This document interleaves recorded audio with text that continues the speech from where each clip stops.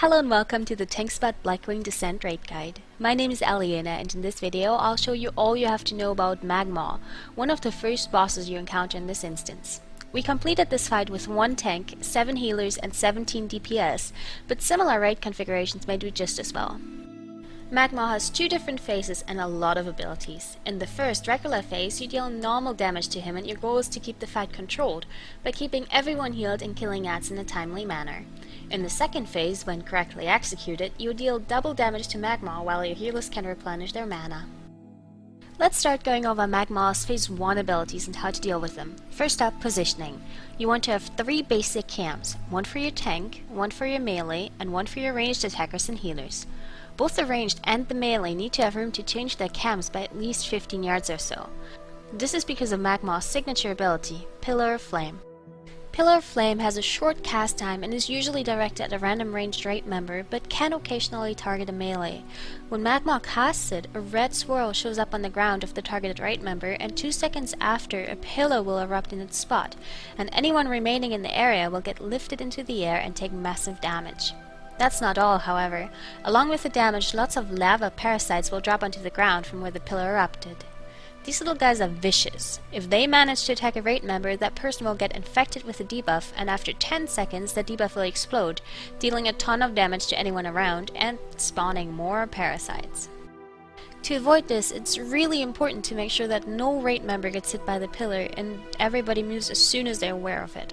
Once the swirl appears, immediately have a hunter apply a frost trap to the area, and then have your ranged raid members, and potentially some of your rogues if you have trouble taking them down in time, take out the parasites.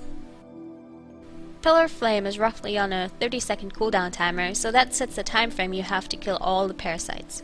Magmaw will also occasionally attempt to eat your tank with an ability called Mangle. When he places this on your tank, he takes massive damage every 5 seconds, and after 30 seconds he will be unable to take any action while Magmaw does his om nom nom thing. To counter this, either run 2 tanks, or if you prefer to do it with 1 tank, have him use a strong cooldown right before the timer is up. All throughout phase 1, Magmaw will shoot the raid with Lava Spew, ranged missiles that hit everyone and need to be healed through. His last phase 1 ability is Ignition. Ignition happens every phase 1 and will ignite about half the room. It's easily visible since the ground starts steaming. To counter it, make sure your raid always keeps somewhat close to the middle of the room and can easily change sides. Phase 2 happens when Magmaw slumps forward and the emote Magmaw slumps forward exposing his pincers appears.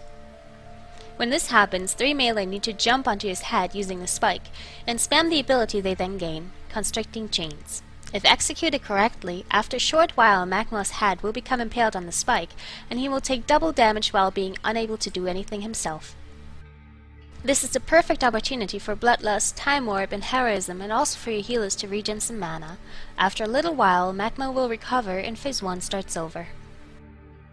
It's worth noting that if there's no one in Magmaw's melee range, he'll enrage and basically wipe the raid, so make sure to always have people near him. That about covers Magmaw's abilities. I'll attach a video of the full encounter so you can see in detail how we dealt with his various mechanics. Good luck and have fun!